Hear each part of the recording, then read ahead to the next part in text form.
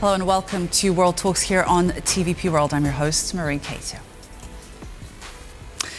Regular people get on with their daily lives, rushing but trying to enjoy life, staying up to date with global events, but looking to implement the right self-care. But somewhere out there, it appears that the Baltic States are planning for mass evacuations in case of a Russian attack.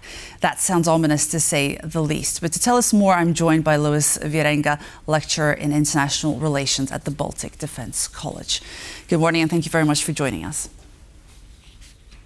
Good morning. Nice to be here. So you can't really word it in a neutral way. The Baltic States plan for a mass evacuation in case of a Russian attack. That definitely sounds hugely concerning. What would you say is an appropriate reaction, and not really academically, but for your regular Baltic citizen? Well, I mean, this is just a plan in case something happens. It's not a testament to an increased severity in the security environment. It's not a testament to a threat level heightening from the official government perspective. Of course, last month saw a lot of drone and air incursions in Allied airspace. So, of course, you know, nations on NATO's northeastern flank are going to have contingency plans, but that is just a plan. It is not, you know, in case, it's in case something happens, but it's not because the thinking is, oh, this is definite, this is imminent. It's not that. I mean, I think that people should be very calm. As you said in the morning segment's introduction, you know, carry on with your daily life, just be informed that this is what's going on with the neighbor, and that's not something that people here are, surprised by. They've been living with this their whole entire lives. It's just with Russia's gray zone incursions into Allied airspace and Allied information space, it's increasing in frequency and severity after 2022 when Russia invaded Ukraine full scale. I can't help but challenge you just a little bit on that, because we keep hearing increased headlines, because we hear, oh, in case something happens, in case this happens, oh, we're trying to be cautious, etc., etc. But it's impossible not to notice that these plans are definitely on the rise. So something must be in the pipeline. You know, we go from rising geopolitical tensions to obviously the eastern sentry to the drone wars. Now we have this plan for mass evacuations. Obviously, it has to be in the pipeline, and that there must be justified reasoning for it. Well, of course, I mean, I would say that it's not that there's some, intel that somebody's sitting on that something's going to happen. There's always a possibility living next to Russia that something's going to happen. But if you look at their force posture, right now they're bogged down in Ukraine. I'm not saying that that's going to happen. I'm not saying that it won't happen. But I think that being prepared is a very responsible thing to do. So, living in 2 out of the 3 Baltic countries myself, I know that they have always been prepared for this because they've realized that it's always a possibility. That's why they wanted to join NATO as soon as they became re-independent from the former Soviet Union. So I think that this is all, precautions. If you look at it, the conscription that they have, a couple of years ago, Latvia brought conscription back in for males in the population. And I did mention earlier that, and I've mentioned on the show before, that there is a massive uptick in Russian gray zone incursions in the air and the maritime domain. Of course, the cyber and information domain, that's been going on for a while. So I see this as boundary testing on behalf of Russia towards NATO countries to try and see what is the response going to be. So I really would say that this is not something to worry people unnecessarily for, but it's better to have a contingency plan in case of a scenario that may not be imminent or likely. Okay, so talking about like practicalities, what should regular civilians be aware of? What should they look out for in light of this announcement? How should they be best prepared? Well, drones. I mean, that's been going, the sense of drones in airspace has been heightened since the 9th of September. So it's been a couple of days over a month. That's one thing. I think that they should be aware of suspicious people who are walking around, taking photos, and maybe asking strange questions. I think that they should be aware of anything that looks out of the ordinary. I also think that people should be aware of the potential for a cyber attack. So, for example, carrying 75 to, 100 euros on your person at all times, because what if the bank machines go out? Having water at home. And then, yes, making sure that they know how to receive or how to interact with a real government messaging system in case of an emergency, and very much not being susceptible to any types of cyber phishing through their emails or any other such thing like that.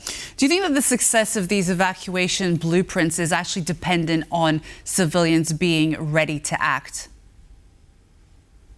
Yeah, I do. But, the Baltic states have a whole of government, whole of society approach. So that means that every single person, every single citizen is involved in the security and defense of the nation. And this just goes back to, the understanding that this may happen at any point in time, because the Baltic states know what Russia is. They know what kind of actor Russia is. And I do think that, we are definitely in the new chapter of history. That page turned in February of 2022. And since that happened, there have been a lot of things that have, evolved. And I think that Russia wants to reorchestrate the security environment in Europe. And European allies are acting to ensure that doesn't happen, but they're looking more towards the medium term, a couple of years. Of course, everybody's looking at the short term too. And then there's the role of the United States within the alliance, and the sort of burden sharing that is the burden sharing political discussion that's going on there. But getting back to the Baltic states, whole of society, whole of government, and a very enhanced sense of security. That's always been there. I would say that the events of last month have started people planning for what could be worst case scenario, but it is just a plan in case, not because there's some imminent threat. I want to bring in a soundbite focusing on Lithuania. We hear that Lithuania is investing 32 million euros in civil shelters with the aim of a certain level of improved safety by 2030. So let's bring in that soundbite now, please. Before the war in Ukraine, just as national defense was not a very important issue, neither was civil protection. In fact, it was not important at all. The system essentially collapsed, and it is simply impossible to rebuild it in a year or two. This requires both funding and capacity. Most importantly, it requires attention. This attention should be provided by the leadership. So can you chime in on that, especially from that Lithuanian perspective, but also the fact that, it's Estonia, Latvia and Lithuania that seem to have a very structured plan for this evacuation, mass evacuation? Well, it's like what I've been talking about. The structured plan that they have, that the governments have, is in case something happens, because it is the responsibility of governments to be prepared for emergencies. And that's what I chalk this up to. It is being prepared in case something happens. There is an ominous understanding of living next to Russia, given the history that the Baltic states have with Russia, and given the current, environment the current rhetoric coming from the Kremlin. I would say that based on their understanding of aggression, they're in early stages of that, because they are using gray zone incursions and measures below the kinetic threshold. So naturally, countries would have something in place, because that's what you would do if you're responsible. And the governments run very, very efficiently in the Baltic countries. They have a lot of, there's just ease of government functionality there. So ranging from e-services or paying taxes or notifying citizens with of different aspects that's going on in life, it's easier to do that, and that's something that I think is very admirable. So this really is not something to worry about. Being vigilant is different than panicking. So are you saying that basically what is being done now is something that should have been the case years ago, that they're actually catching up to something that should have been implemented long ago, Russia's aggression into Ukraine?